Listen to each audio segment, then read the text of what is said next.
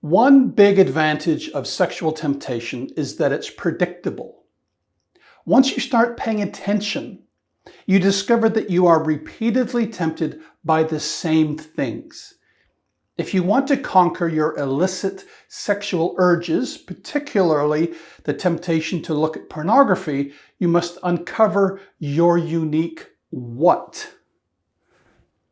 So forget for the moment when you are usually tempted, and forget why or where you are usually tempted. Focus instead on what tempts you. Many men are tempted by what they see, for example. For some men, it's the swimsuit edition of Sports Illustrated. For other guys, it's the sex scenes on HBO television shows.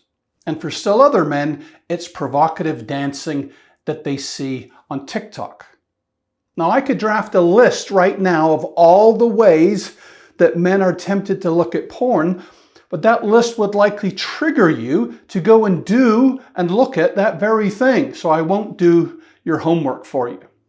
If you want to get victory over pornography, you must examine your life to learn what tempts you to sin against the Lord in this way.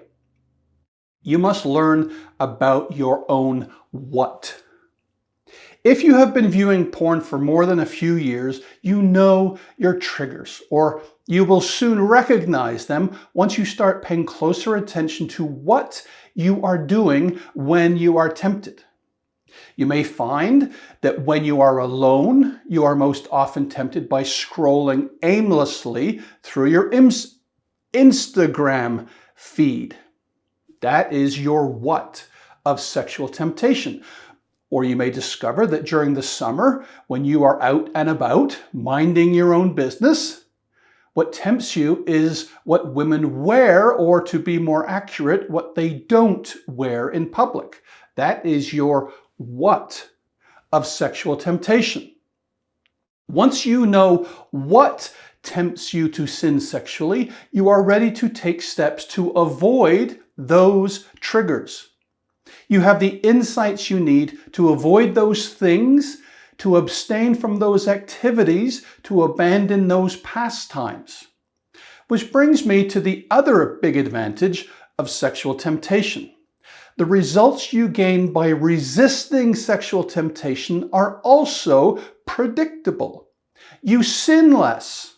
You feel less shame. You experience less guilt. You gain more self-control. You get on better with your wife. That's not a bad return on investment for doing a wee bit of homework on yourself, eh?